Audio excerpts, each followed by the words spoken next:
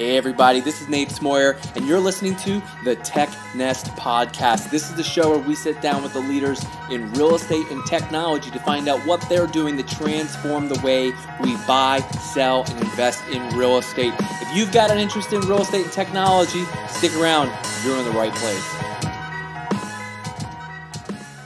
Hey everybody, I'm pumped for this episode. We're bringing you David Anderson. He's the founder and CEO of LionDesk CRM. Now, before you go ahead and just move on to the next episode, I understand nobody wants to talk CRMs anymore, sales tools and marketing tools. I really get that. And honestly, at first, I was a little hesitant even doing this episode because I didn't want to get caught in the rabbit trail talking just straight up sales and marketing tools. But in this episode, David and I, we actually go a little bit further into some industry trends. We're seeing a lot more mergers and acquisitions. What does that mean for agents? Should agents care if their CRM or website platform is owned by another brokerage, not their own? And a few other things like talking AI. Is AI really AI that you're hearing about in all these tools? And what relevance, if any, blockchain and cryptocurrency have with residential real estate? Kick back, relax, enjoy the show. Hey, David, welcome to the show. Hey, Nate, good to be here, man. Really appreciate it. No, I appreciate you taking aside the time and your team helping line this up and the timing here. I can see was that someone cleaning your windows right behind you? Got window cleaners out here, man. Got a little cameo.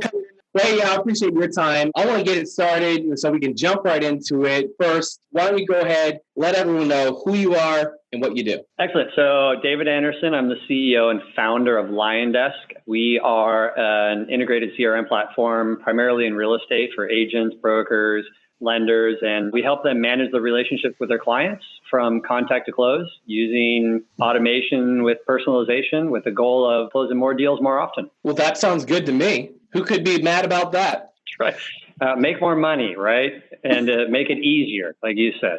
Right. So when did you guys start LionDesk? So I started the company in about 2014 is kind of when I had the idea. So my sister is a realtor. Her issue was that over the course of her career, that at that point had spanned about 12 or 13 years, she had several different systems, that she kept her contacts in, right? She had her email, she had her old phone, then she had her new phone, and then she had her Excel spreadsheet, and then she had a system that, her old broker provided her, and then she had kids, so she took time off, and then she came back and she didn't have her systems. And so I put it together, spent the better part of 2015 just giving it away to everybody that I possibly could find, knocking on doors, talking with agents.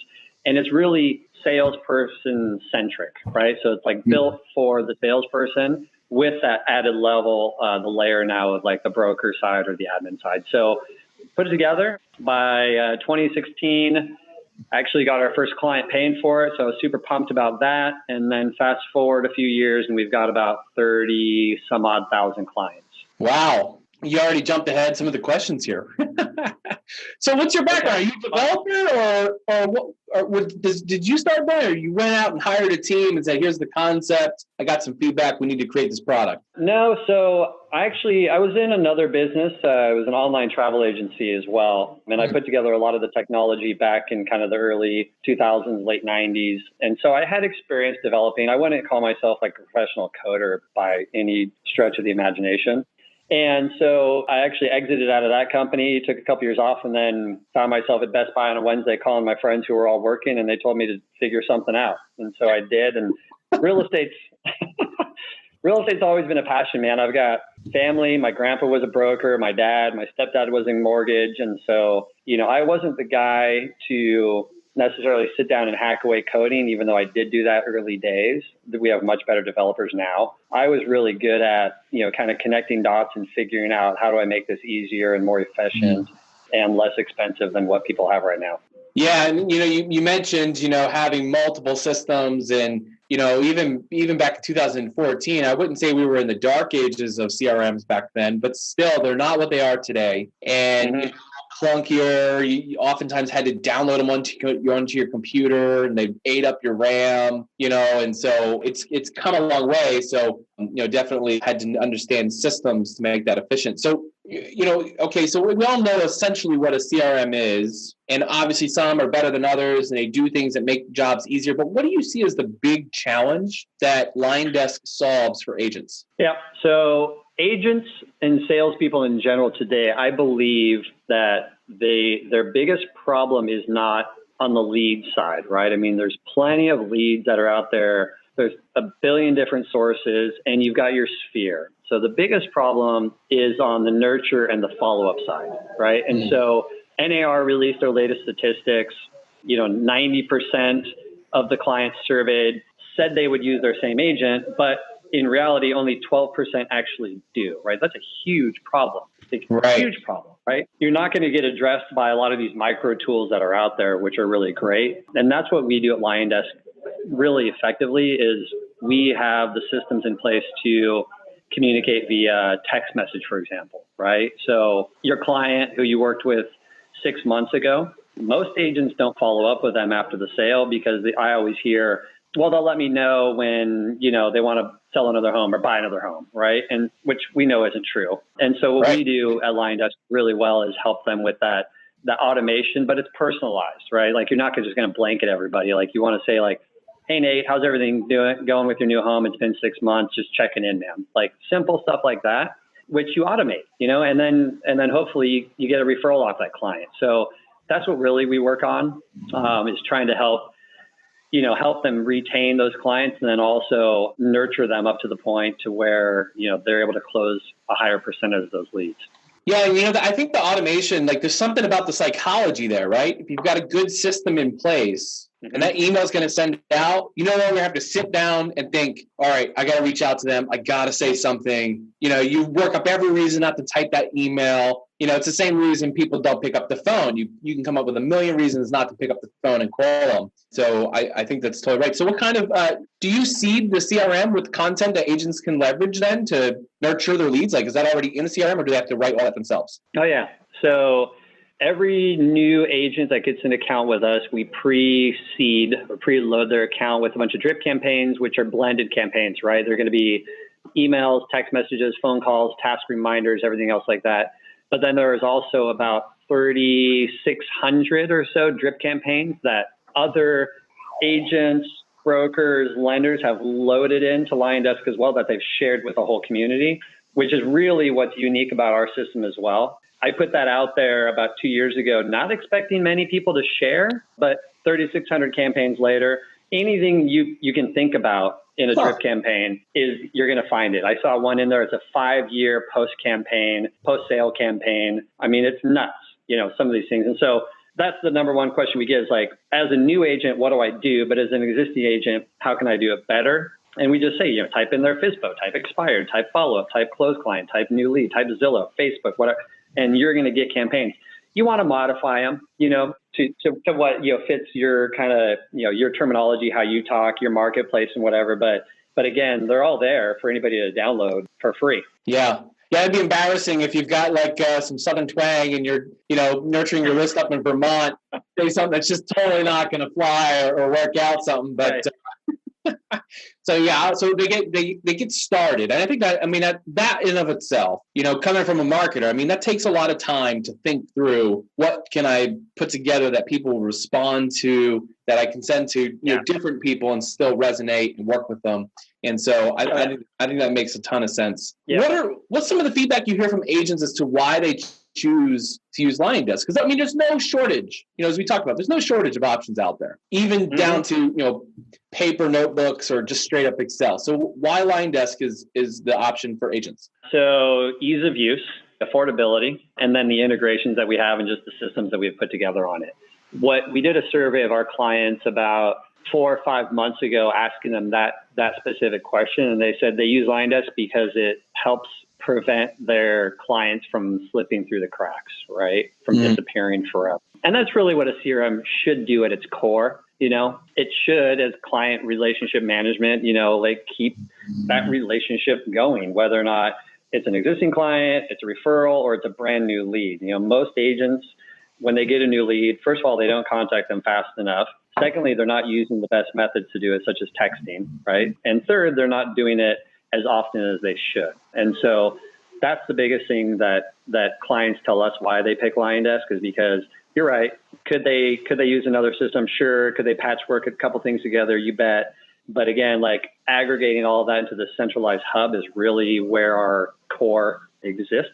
And we continue to innovate. I mean, we're not sitting back on our laurels. We actually are innovating pretty quickly in terms of pushing out new products that aren't, in the marketplace yet. Right. Now, you mentioned, though, that there's no shortage of leads out there, and it's really a matter of cultivating and following up on those leads. But do you guys work at all on the front end of helping agents generate leads or run campaigns that will help them generate new leads? We don't do websites. We don't do landing pages. What we do is connect with a lot of really good partners that do that, right? So if you're a broker or you're an agent and you say, all I want is my website and my CRM to talk to each other, right? We do that, okay? And then we ask them, say like, hey, what is it that you want on your website? Do you want a website that's just like a branding site where you can send your clients to? Do you want a website that has marketing behind it, or do you want this ultra custom site? And we have partnerships in the industry where it's basically, you don't even have to do anything. We'll set it up for you. We communicate with the website company so that all of, not only just your leads come in, right, but also website traffic, visits, saved searches. So from within LionDesk, you can say, just like you would with a quote unquote all-in-one system, you can say, show me everybody who's visited my website in the last 90 days, who's saved more than 3 homes, who I haven't communicated with via text message, email, or phone call in the last week. Select all, and then call, email, or text from LionDesk. Wow. Which is very unique. It's like having an all-in-one, but a best-in-class system that's not just a connection of sharing data. It's actually a true integration. Got it. I mean, that's a lot of capability. So the biggest pushback I hear from other agents and other real estate professionals is, the industry has lagged a little bit in tech. As soon as you start talking about some of these things, like the deer in headlights look goes over, they glaze over, they start pushing you backwards and saying, I don't need any of this internet. Do you find that same sort of resistance? And if so, like, how are you overcoming that to gain the adoption? Not as often anymore as a couple of years ago. I think now, people understand, especially in light of a lot of recent news, I think people understand the value of actually having an organized database that you can easily go back to at any point in time to see what happened with that client, where am I, whether or not you're the agent or the broker, and then bringing in the lender. And so, when clients are looking at us, it's less of a question of why should I use a CRM and more of a question of tell me what I should be doing in my CRM. Right? To be more effective. And so it's shifted. I think, a few years ago, you're right. I mean, it would have been like, why do I need one? Now it's, I know I need one. Guide me is really what people are telling us now. Yeah. And that makes sense. I mean, obviously you can't get left behind. And so if the book ain't feeding you all year long, you got to try something different, I suppose. And it's time to move with the crowd. Let me ask you, so talk to me about the typical agent then. So what is the typical customer of LionDesk, or some common characteristics you find amongst those agents?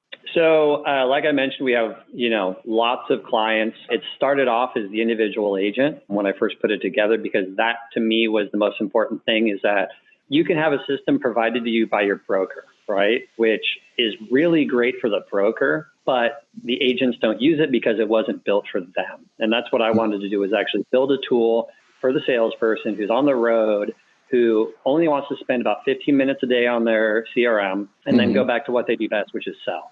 And so start off with agents, we have teams, we have small brokerages, we have independents, we have franchises. So we have everything up to, 2,500, 5,000 person offices using us now, which obviously over time we've grown into, but we've really gone up market, instead of trying to start from the high level broker and then shove it down into the salesperson. Because there's a lot of companies that offer Salesforce, for example, on an enterprise side, but a very small percentage of the salespeople actually like using that program. And so that's why we did the opposite. We said, listen, we have agents that are using LionDesk. Here's our broker product for you. And then that way the rollout and the adoption is incredibly higher, which is important for a broker, right? Mm-hmm.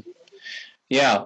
And I think you brought up a good point, whether or not the brokerage provides the tool, and we keep hearing more and more about that, is brokerages are either building, they're integrating and build. and they pass the tool on to the agents, and then the frustration mounts, well, this tool isn't meant for me. And the brokerage is like, well, we spent all this money giving you this thing. Why aren't you using this thing? They're like, well, it's not for me. So you got to find that ground in there. But yeah, I always laugh about that because, like you said, sometimes it's built from the management perspective and not from the on the ground salesperson perspective, which is really, if it doesn't manage that, I mean, it doesn't matter. It doesn't matter what you built, That's all that matters. Yeah, that's the only thing that matters in our opinion is the adoption of LionDesk into the daily usage of an actual salesperson on an agent side. Like, that's it. That's the only thing that matters. Yeah.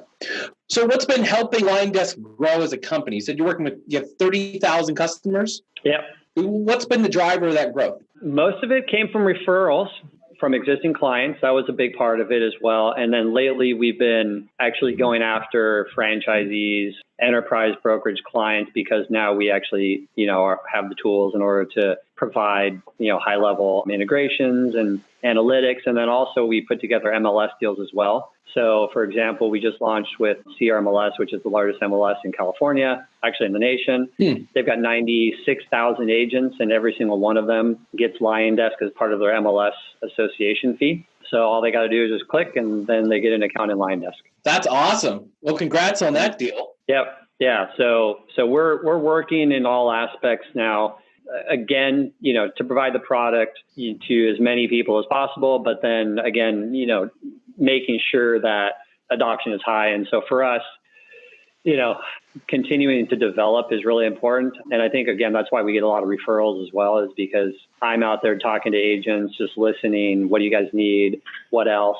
We put a lot of time into some new stuff that we're working on that we can talk about as well, which it's really neat. Like, I'm not one to just sit back and say, okay, cool. We've got 30,000 users. Let's just go ahead and relax a little bit. Like, no, let's keep pushing forward. Like, how can we make this better? How can we make it, instead of 4 clicks, it's 2? How can we bring on more integrations?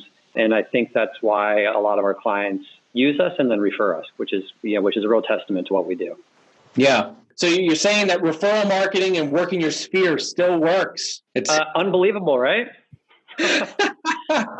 Nate, we actually use LionDesk. Our whole company uses LionDesk to manage all of our leads and all of our relationships and all of our clients.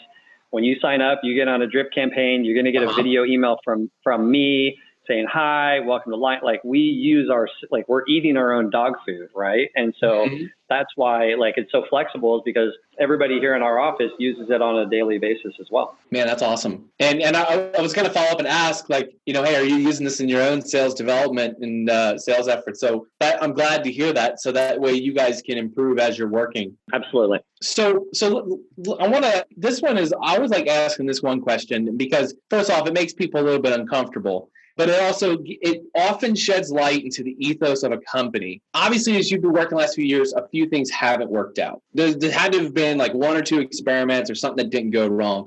Can you share a story about one or two things that you tried, it didn't work out, and how you realized it wasn't, and what decisions you made based off that? Yeah, I think we probably moved into the enterprise stuff quicker than we should have about a year ago. And we weren't ready to bring on, let's say, a 500 to 1,000 person account. And that was probably the biggest thing, although that's not, it wasn't like a massive investment on our side. We've done things when we make mistakes, we just move off really quickly. Our team is understanding in terms of, we are a small startup, we're scrappy, we're going to try things. If it doesn't work, who cares? Move on to the next one. We don't have a committee or VCs, or anything else that we have to, get permission or force us down a particular direction on. And so, there wasn't one big gigantic mistake that we made that was like, oh no, we shouldn't have done that. But it's just little things. And that's the thing with owning a business and running a business is, don't be afraid to make all these mistakes, because how else are you going to learn, right? Our sales team, we completely changed that whole process in-house after it not working for 3 months. And now we've got a different process, right? So, one big thing that would probably have been it, is just before you bring on a 2,000 person office, make sure you have your systems and processes in place, which we do now, right? That was it. We were kind of forced in that area, and learned from it and said, we backed off a little bit and said, we'll tackle this when we're ready and get the people, get the processes in place. And then now it's just a matter of, following the steps that are written down for everybody to get this stuff done. I think you hit it right on the nail on the head there. I mean, every business goes through that. I mean, every realtor has to list their first home. I mean, right. Well, I guess not everyone, but, we won't touch that one. But I mean, I get it. It makes sense. And obviously stepping up. So now you guys are able to play on a whole nother playing field, which, I'll let that transition us into, because that sheds a little bit of light on the changes we're seeing in the industry. There's a ton of changes on the consumer behavior, consumer expectations, the way we're shopping, the way we're buying. That's just, the homes, getting financing. I mean, everything is moving at lightning speeds. And it's also like doubly crazy that we're in such a bull market. It's slowing down. People are saying, we'll really see this summer how much slowing it does. But when homes are selling, like in our market, 10 days on market, sometimes it seems like, why isn't this home selling? It should have sold already, which is just crazy to think about. So let's talk about some of the changes that are happening in the industry. And I'd love to get your take on it. So the biggest thing recently, a brokerage went out and bought a well-known CRM. I won't throw out any names, but we all know who we're talking about. You're more than welcome to throw out any name you like. First question is, do you see issues with brokerages buying CRMs that, other brokerages are using? Because this is not the first time a brokerage owns a CRM that's being used by, different companies. Do you see a conflict of interest there? And why should or shouldn't realtors be concerned about things like that? So yes. The aforementioned the Compass CRM is what is called now, right? Right. I had this conversation probably 3 times in the past since that announcement last week with very large firms that were using that CRM that now have that same question on their mind. Like, why would I want to give money to my competitors? Basically what they're doing, right? Right. And a lot of people were worried about, they're going to look at the data. And I think that's garbage. I know the owner of the other CRM, Contactually, which is a great system, right? I know them. I know Zvi, great guy. There's no way that he would allow anybody to take data of his clients. I think the biggest issue, Nate, isn't necessarily that another company owns the system. It's that the innovation of that software is dead on arrival, because why would Compass want to continue innovating a CRM platform that other brokers are using? Like, that's the biggest thing that I think everybody should be looking at, because, and they even said in their press release, like, we're going to have a very small team working on the non-Compass stuff, but then everybody else is going to, all of the other stuff is going over. So, I also had somebody ask me, how they've had to switch website systems in the past year because a broker bought their website system. Now they've had to switch a CRM system in the last week because a broker bought their CRM. And they said, what are you going to do about that? And I said, listen, I don't know what's going to happen in 5 years. All I can tell you is where we're going now, what our vision is for the next few years. We don't have VCs. We don't have anybody knocking on our door trying to get a 20 times return. What I want to do is build the best-in-class systems that we can possibly do and help you guys grow your business while we grow our business as well. And so is there an issue? Sure, I would probably be a little bit upset, like if I'm a company and the system that I put the last 6, 8 months, 12 months into, if I saw an announcement, while I'm reading the papers or, reading online about this thing. But I think it's just the nature of how technology works. Right. And I don't think that it's going to slow down. I think, the M&A activity inside of real estate tech is, last year was as hot as it's been ever, with, billions of dollars coming in, both on the brokerage side and on the tech side. And, I just, I don't know if there's a way around it.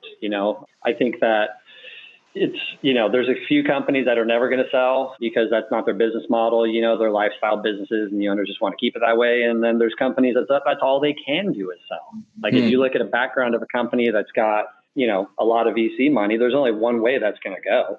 It's not going to stick around for 20 years. I can tell you that, right? I mean, they got one path for companies that are like that, right? And so it's just up to the broker to make the determination of, do I rip off the Band-Aid now Or do I wait 2 years before this is so far behind in technology? Because as you said, technology is moving so quickly now that it's hard to, to not have to innovate on a product. Yeah, and I think you made a lot of good points there. When I saw people getting afraid that they were going to be peering in and looking at data, yeah, I was just like, that is a PR nightmare. I mean, number one, it's probably some major legal liability. You'd have to disclose that. It'll get called out. There's no way if you're doing that, you're really not a business to trust. But I mean, the Remax agent in Topeka, Kansas, I don't think they're going to be competing with Compass anytime soon. Likely, maybe. I don't know if Compass is in, but I mean, it's not a big deal. It shouldn't much matter. I think it goes back to what you were saying, really, at the top of the show, which is, how do you want to run your business? Like, what do you need to get done? What are the results you're trying to achieve? And is the system going to help you get there? But, I appreciate your perspective on that. You mentioned a few things, though, about VC money. So, Cretech put out their report about VC money into commercial real estate tech. And there's a lot of I've seen two different reports in the last few weeks. One said as low as 5.6 billion. One was as high as 18 billion, VC deals in real estate tech. Cretech said 9.6 billion last year, which was slightly down from 12 billion the year prior. So there's all in all a ton of money pouring into real estate tech. Why do you think right now the space is so hot for VC money, and even a lot of it coming from, maybe not a lot of it broadly, but a lot of it has come from foreign sources for real estate tech in the U.S.? Why do you think right now so much is happening? I think it's one of the last bastions of free-for-all Wild West activity where things are still very discombobulated in terms of the tech space, even today, right, when everybody's talking about integrations. I think there's two aspects of the VC money that's coming in. A lot of it is going to be on disintermediating the agent, compressing the timeline, getting rid of the broker, squeezing the production, squeezing those margins out, focusing on the consumer. And then on the other side, you've got an amount of money going to obviously these online brokerages and brokerages itself, but then also some money going, okay, agents are still around. I'm a firm believer, after being in the travel business for 15 years where everybody thought travel agents were dead, our business grew exponentially after the internet because we leveraged salespeople to, utilize their skill sets best. And so, the VC money that's coming in is also an effect of, or a byproduct of the market, right? Stock market's going up. They have to put their money somewhere. They have to get rates of returns. And so you have this macroeconomic view where there is a ton of money burning holes through people's pockets because it just can't sit there in a bank account. You got to invest it somehow, right? But I don't think it's going to slow down anytime soon based on what I'm seeing. I think it's just going to even accelerate even more because it's exciting. Real estate's exciting, trying to figure out, how do we get people in the houses more quickly? How do we buy houses and flip them more? Look at what Zillow just announced, right? That's a whole different direction. And so there's a lot of cool things. You got AI, which a lot of the people are like myself are like, okay, is it really AI or just a bunch of people sitting, down in Central America just typing away at computers, right? David, can you see my notes? I got questions about AI coming up. I didn't tell you about it. You here, man. I'll let you hit on it, man. That's something that we could talk about. I love it, but yeah, I love the excitement. It definitely wasn't like this, 4 years ago at all. Yeah. There was a little bit of a bubbling, but I talked to people, private equity firms, VC companies, other companies, constantly are talking to us about hey, where do you see this? Where do you see that? And all you have to do is cruise around some of these startup shows, some of these real estate conventions to actually see most of these companies aren't going to be there a year from now. They just aren't. I would say the vast majority of companies, somebody told me one time that real estate is where dreams go to die if you're a tech company, right? And I've seen that happen time and time and time again. And so I count us as one of the lucky ones who have been able to make it past the first couple of years, with what we're doing. I talk to a lot of other service-based businesses as we run an agency, and I hear people declare pretty often their niche focus is real estate. And, we're going to sell to real estate agents. We're for, brokerages. And I start asking them, tell me more about that. Why is that? And they said, well, if you're making 3% on $500,000 homes, all you need is close one deal. Like that's the phrase, that the selling pitch. If you just close one more deal because of our product, it pays for itself. I'm like, but you understand that there are a plethora of businesses that have been running on that sales pitch, to agents for a long time. I mean, that sales pitch is old, it's tired. I mean, that's a surefire way to find yourself on the way out fast. If you're telling someone just close one more deal. Oh yeah. I think the problem is that when you're looking at the numbers from an outsider, which is what I did as well, right? You're seeing, okay, we've got over 1 million real estate agents, NAR, right? 1 million realtors, right? All I need is just like a very small percentage of them to pay me $1,000 a month, right? And the problem is that they don't understand that most of those agents don't, only sell a few transactions, but otherwise half sell like 1.2 transactions per year, right? So right. Gets rid of that half. And then you got a very small percentage, and then you got a smaller percentage and a smaller percentage. And then the other thing is that a lot of the products are like super niche products, which by itself might be a good idea. But the distribution network is the hardest part, right? And that's what we do really well. We partner with companies who are very specific, focused on a particular area, and leverage our user base to have it deeply integrated into LionDesk to, help them launch their products.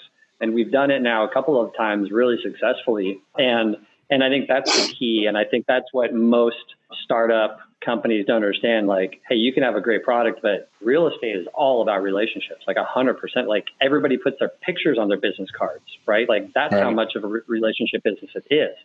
And it's shocking to me, going to a lot of these events over the last few years, how few tech startup CEOs actually go and attend and network outside of the booth, because it's really nothing that we ever did. All of our networking was just talking, relationships, hanging out, getting to know people, and that's really another reason why we built our business, is because relationship is 100% inside of real estate, and even more so inside of technology. I mean, forget about the people that are going to refer your agent to buy a house. Like technology is the same thing. Like, hey, use this product because David and his team they're a great team, right? So yeah, I mean, it's definitely, like I said, it's where dreams go to die on the tech space. That's for sure.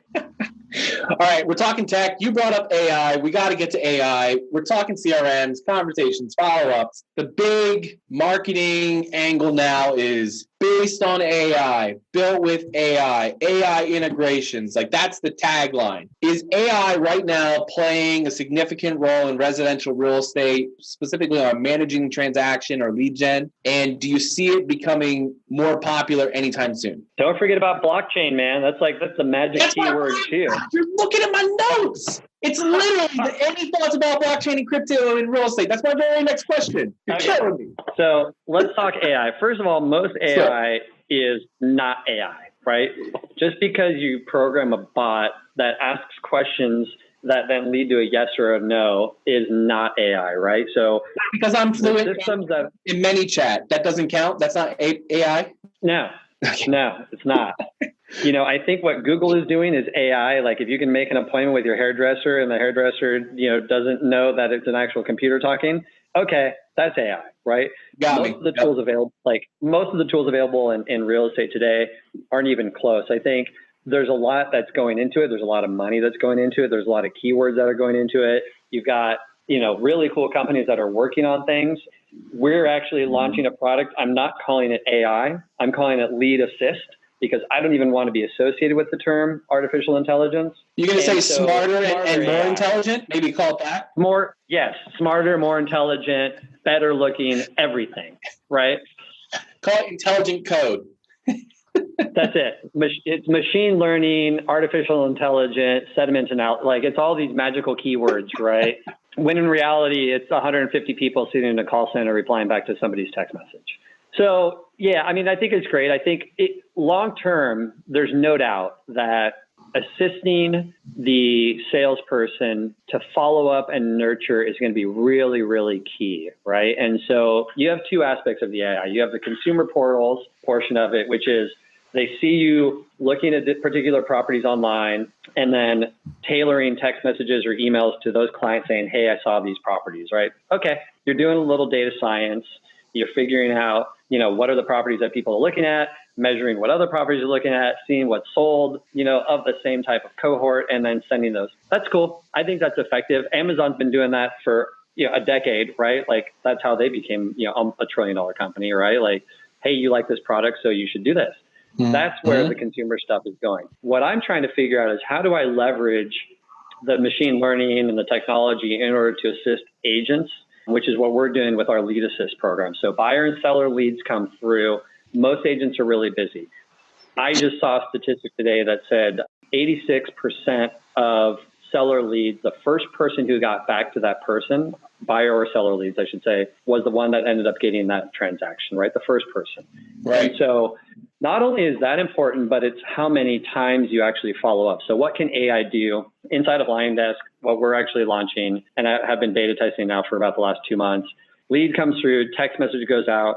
The goal isn't to sell the home. The goal is to nurture the client and gather data so that the agent can jump in at any point, right? So you're an agent, it's a Saturday afternoon, you're either showing a home or you're at your kid's soccer game. Both of those scenarios, you're not gonna be able to pick up your phone and reply back to that client right away. But what the AI is gonna help you do, right? What it should help you do is reply back to that client. If they don't respond, send another text message, right? Then when they do respond, start gathering this profile so that when you're looking at your phone inside the LionDesk app, you can actually say, oh, cool, it's break time, or I'm done with my meeting, or now I'm available.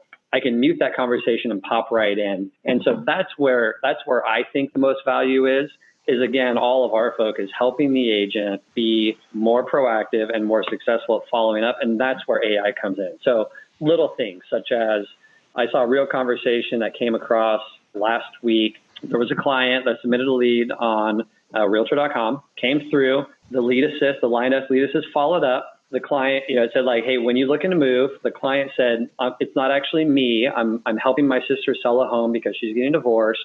The follow-up response to that from a bot would have been like, okay, great, for the most part, right? Which is a terrible response, kind of. Terrible response, right? But from our system, it actually said, hey, great, good to know. Yeah, okay, great, good to know. Like that would have been it, right?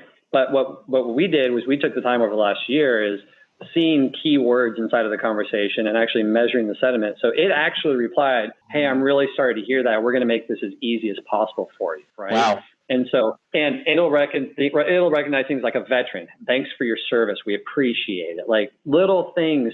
It'll do misspellings and all this other stuff. But that's really, not only just the scary part, but the most effective part, because that client at that point, when you said, hey, I'm really sorry to hear that. Okay, great. They just kept responding, and I followed that conversation through over the course of a couple of days. The agent got the listing, and they're working with that client right now on like a $600,000 sale, right? Heyo. So heyo is right. So that's where I think it needs to go, and that's where it should go, is by helping the salesperson be more effective. CRM, if you think about it, historically has been, what did I do with that client? Where was I with that client? Rear view mirror, right? Right. It's all rear view mirror stuff. Business cards that tells you when you met them and what they were looking for. Right. Yep. But what it really should be, and what we're doing, is trying to figure out, okay, where should you go with this client? What should you be saying? Like, who should you be contacting next?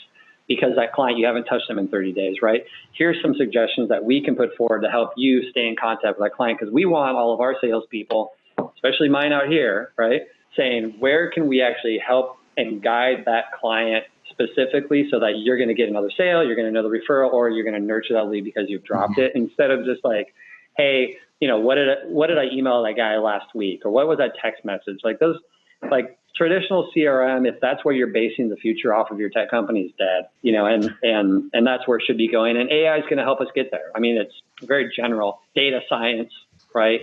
Looking through the data and figuring out what is the best, like if I can tell a broker, hey, of all the leads that you're getting, I'm going to help you convert on 25% more of them, then we're going to win that business all day long, right? And it's only because we're sending out millions of text messages every month out of LionDesk. We know what text message elicits the best response throughout the entire country per lead source.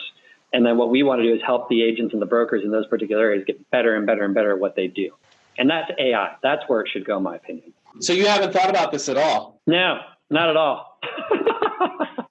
We got to keep it moving here. I cannot pass up, though. I just want to I'll let you run with it. I'll give you 2 minutes. Thoughts about blockchain and crypto in residential real estate? Go. I think it's overhyped and really doesn't make a difference in anything other than the fact that you can have a single record of title, Other than that, all it is just a centralized system of information, but spread out.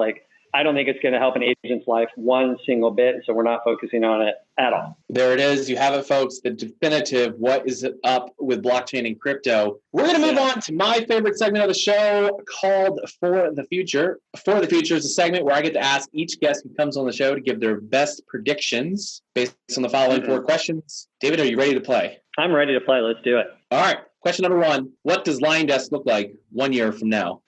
1 year from now, we are on our way to becoming the de facto standard CRM platform inside of real estate and beyond. Oh, ambitious.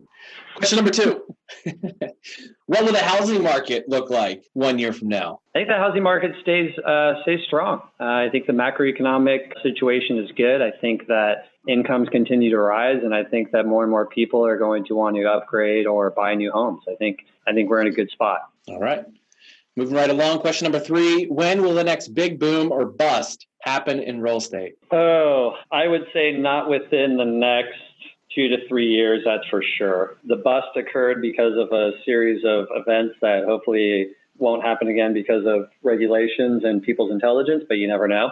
I think there's going to be a tech boom in terms of speeding the transaction up and also aggregating a lot of systems together to make the lives of agents and brokers easier. That's where I think that's going to be. Good stuff. Question number four, the final of For the Future. What's one thing you believe will dramatically change or fade away in real estate as a result of technological advances? Oh, dramatically change or fade away. I got to tell you that I think that the human interaction inside of the real estate transaction is going to get even more and more important.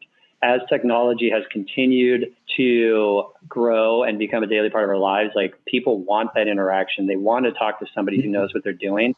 I don't think that's ever going to go away. I think it's going to become even more highlighted. I do think that on the brokerage side, brokers are going to have to offer not just technology because everybody's selling the same product. They're going to have to offer solutions in terms of training and systems in order to continue to grow. But, I think, again, my biggest thing is technology is great. It's just a tool, but you still have to have that person inside, to actually create the relationship and keep on a relationship. All right. We're going to move on to the last three. David, these are questions more about you so our listeners can get to know you a little bit better. First one is, what are you reading? I am reading a couple of different things. I just read a book by Sherry Tree called Why They Buy. I thought it was fantastic.